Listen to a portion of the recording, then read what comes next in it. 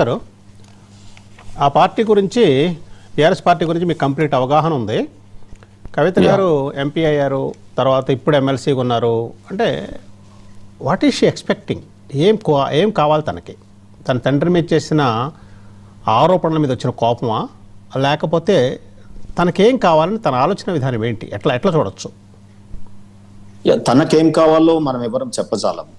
General గా politicians అంతర్మదనము ఒకటి ఉంటుంది, బయటకు ఒకటి చెప్తా ఉంటారు.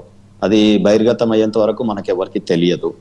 రెండోది ఊహాగానం మనం చేయగలుగుతాం, అండ్ పొలిటికల్ అనలిస్ట్ గా మనం మాట్లాడగలుగుతాం తప్ప యాజ్ వాళ్ళ పర్సనల్ గా వాళ్ళు ఏంటి అనేది, ఏ దారిని ఎంచుకున్నారు అనేది నేను మళ్ళీ చెప్పాను కదా ఇంతకుముందు. కేసీఆర్ గారు నా opinion, it's my pure personal opinion, because 24 years నేను వాళ్ళతో ట్రావెల్ చేశాను కాబట్టి, డే 1 నుంచి ఉన్నాను కాబట్టి. అంతకుముందు తెలుగుదేశంలో కూడా నేను రంగారెడ్డి జిల్లా తెలుగు విద్యార్థి యువత ప్రెసిడెంట్ ఉన్నప్పుడు కూడా వారు టీడీపీలో ఉండే కాబట్టి వారి ఆలోచనలను దగ్గర నుండి చూసిన వాడిగా చెప్తా ఉన్నాను. ఇది కంప్లీట్ గా వారు ఇది చేస్తున్నటువంటిదే, ఈ రాజకీయం ఫామ్ హౌస్ నుండే నడుస్తుంది అనేది నా యొక్క అవగాహన.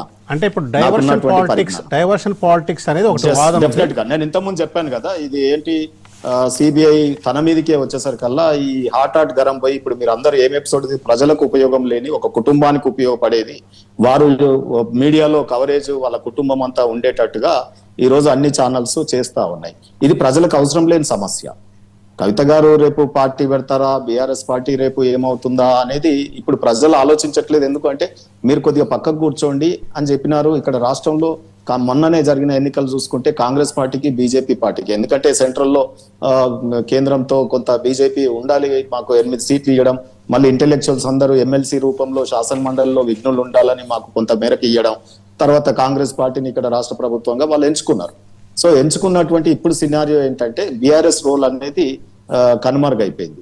సో కానీ వాళ్ళు మీడియా స్పేస్ ఏంటంటే సిబిఐ కేసీఆర్ గారి మీదకి వచ్చినప్పుడు ఇటువంటి చర్చలు జరుగుతున్న అసెంబ్లీలో కాళేశ్వరము ఇవన్నీ రిపోర్ట్స్ వచ్చినప్పుడే ఈ ఎపిసోడ్ బయటకు వెళ్ళింది చూడండి. సో ఇంత తీవ్రమైన వ్యాఖ్యలు మెల్లిమెల్లిగా డెవలప్ చేస్తా ఉన్నారు దాన్ని. ఆ రోజు దయ్యాలన్నది, ఈ రోజు 2 పేర్లు బయట పెట్టింది, రేపు ఇంకెన్ని పేర్లు బయట పెడతారో తెలియదు. నేను అనుకుంటాను మీరు నన్ను అంటే where concern with BJP party and personal గా నన్ను ఆ పార్టీలో ట్రావెల్ చేసిన వాడిగా మీరు అడిగినారు కాబట్టి నేను ఇన్వాల్వ్ అయి చెప్తా ఉన్నాను. డెఫినెట్లీ రేపు వారికి ఒకటే మార్గం, ఒకటి కాంగ్రెస్ పార్టీలో మరి చేరతారనే ఊహాగానాలు వార్తాపత్రికలలో వస్తా ఉంది. అది మానవతరాయ్ గారు చెప్పాలి. ఎందుకంటే మహేష్ గౌడ్ గారు కొంత కాన్సెంట్ ఇచ్చినట్టుగా, మంత్రి పదవి ఆమెకి అలాట్ అయినట్టుగా, ఆ తర్వాత మల్లన్న ఎపిసోడ్ రావడము, ఆమెది వెనకకు పోవడం, ఇటువంటి వార్తా పత్రికలలో యూట్యూబ్ ఛానళ్లలో మనం చూసినాం. సో దాని ప్రకారం చూస్తే వారికి చాయిస్ బీజేపీని చాలా తీవ్ర పదజాలంతో విమర్శించింది మమ్మల్ని. కాబట్టి మా దాంట్లోకి వచ్చే ఆస్కారం లేదు, మేము తీసుకునే అవకాశం లేదు, ఎందుకంటే అవినీతి పనులను తీసుకునేటట్టు సమస్య రాదు. సో కాబట్టి అందులో కుటుంబ భావజాలము, ఫ్యూడలిస్టిక్ మెంటాలిటీ ఉన్న వాళ్ళని బీజేపీ పార్టీ అసలు తీసుకోదు. So nowhere with concern with party. But నా అనలైజేషన్ మాత్రం వారు వెళ్తే ఇంకా కొంత కాంగ్రెస్ లకు ఛాన్స్ ఉంది, లేదంటే సొంత పార్టీ పెట్టుకొని కాంగ్రెస్ తో కోదండరామ్ గారి లాగా లేకపోతే ఇంకొకరి లాగా, ఎందుకంటే ఆమె సమస్యలు కూడా చాలా జాగ్రత్తగా బీఆర్ఎస్ వైఫల్యాలు ఎక్కడైతే చెందిందో, ఉద్యమకారులని ప్రోత్సహించకపోవడం, వారి లెటర్లో చూసాం కదా, అంశాలు కొద్దిగా కరెక్టే ఉన్నాయి సార్. అవి ఏవైతేనేమి సామాజిక తెలంగాణ రాలేదనడం, సో ఇవన్నీ కూడా కొన్ని అంశాలు ఏవైతే తీసుకుందో అంశాల మీద వారు జెండా ఆల్రెడీ ఉంది కాబట్టి అదే జెండా మీద ఆమె రాష్ట్రం అంతా తిరిగి, నేను అనుకుంటా షర్మిల లాగా లాస్ట్ డెస్టినేషన్ కాంగ్రెస్ అవుతుందేమో, లాస్ట్ రిజల్ట్ కాంగ్రెస్ అవుతుందేమో అని అనుకుంటున్నా. ఎందుకంటే ఈ దేశంలో అనేక ప్రాంతీయ పార్టీలలో ఫ్యామిలీ నుండి విడిపోయినటువంటి వాళ్ళందరూ కూడా లాస్ట్ పెవిలియన్ మళ్ళీ కాంగ్రెస్ పార్టీలోకి చేరినాయి కాబట్టి ఆ రకంగా ఉండొచ్చేమో అని నేను అనుకుంటున్నాను. మీరు అడిగారు కాబట్టి. రైట్ శ్రీనివాస్ గారు, నెక్స్ట్ వచ్చేటప్పటికి మనీష్ గారి దగ్గరికి వెళ్ళబోయే ముందు బీఆర్ఎస్ ఎలా రియాక్ట్ అయింది అనేటటువంటిది, వాళ్ళ నాయకులు ఏమేమన్నారు అన్నది ఒక చిన్న బయట ఉంది, అది ప్లే చేసిన తర్వాత మనీష్ గారి దగ్గరికి వెళ్దాం. అంటే కవిత ఎపిసోడ్ మీద బీఆర్ఎస్ నాయకులు ఏ విధంగా రియాక్ట్ అయ్యారు ఒక్కసారి అది ప్లే చేయండి.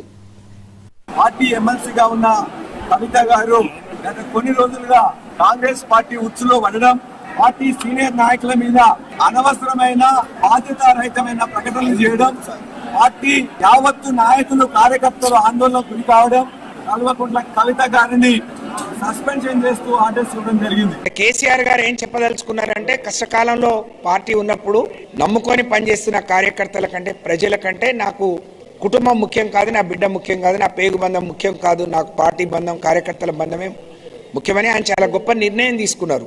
ఎవరైనా మతి ఉండి మాట్లాడేవాళ్ళు హరీష్ రావు గారి వెనుక రేవంత్ రెడ్డి ఉన్నారు అని అంటే నమ్మటానికి ఇది చిన్నపిల్లల పరాశకం కాదు. కవిత గారిని ఏదైతే సస్పెండ్ చేయడం జరిగిందో, పార్టీలో క్రమశిక్షణ ఉల్లంఘించిన వారికి ప్రతి ఒక్కరికి ఇదే గుణపాఠం జరుగుతుంది. పరిస్థితి ఏ విధంగా ఉన్నా అపోజిషన్ వాళ్ళు మాట్లాడే విధంగా తను మాట్లాడడము చాలా విడ్డూరము. ఆ మాటలు ఏవైతే ఆమె విజ్ఞతకి వదిలేస్తున్నాం. కేసీఆర్ గారు ఏదైతే మాకు క్రమశిక్షణ నేర్పినరో, ఆ క్రమశిక్షణ లేకుండా లైన్ దాటి మాట్లాడడం వల్ల పరిస్థితి రేపు ఎవరిది కూడా ఇదే పరిస్థితి జరుగుతుందని చెప్పేసి ఈ సందర్భంగా తెలియజేసుకుంటున్నాం తప్ప చేసింది ఏం లేదు. ఆమె ఏం మాట్లాడుతున్నదో ఆమెకి అర్థం పడతలేదు, ఆమె మాట్లాడతలేదు, ఆమె వెంట ఏదో శక్తులు ఉండి మాట్లాడిపిస్తుందని చెప్పేసి మా యొక్క అనుమానం. ఎన్ని రోజులు మాట్లాడిన తను ఈ రోజు అనుకోకుండా ఈ విధంగా మాట్లాడడం చాలా విడ్డూరం అని చెప్పేసి మేము కూడా ఖండిస్తున్నాం. పార్టీలో ఉన్న వాళ్ళకి మేము ఎప్పుడు కూడా కార్యకర్తలము, అందరికీ గౌరవిస్తాం. టీఆర్ఎస్ అయినా ఇప్పుడు బీఆర్ఎస్ పార్టీ అయినా పార్టీ పుట్టినప్పటి నుంచి కూడా ఒక ఉద్యమ పార్టీగా ఆవిర్భవించిన తర్వాత తెలంగాణ ప్రజలు ముఖ్యమంత్రి గారు కూడా కేసీఆర్ గారు ఉంటేనే ఒక డిసిప్లిన్ పార్టీ, క్రమశిక్షణ గల పార్టీ, ఒక క్రమశిక్షణతోటి కేసీఆర్ గారికి క్రమశిక్షణ అంటేనే పెట్టినటువంటి పేరు, మారు పేరు క్రమశిక్షణ. కాబట్టి మా బీఆర్ఎస్ పార్టీ క్రమశిక్షణ గల పార్టీ కాబట్టి ఎప్పుడైనా ఎవరైనా గతంలో కూడా క్రమశిక్షణ ఉల్లంఘించి ఉన్నటువంటి వ్యక్తులకు ఏ రకంగా అయితే యాక్షన్ చర్య తీసుకున్నారో, ఇలా కవిత మేడం అయినా ఇంకెవరైనా ఖచ్చితంగా పార్టీ డిసిప్లిన్ మెయింటైన్ చేస్తుంది, క్రమశిక్షణ పాటిస్తారు.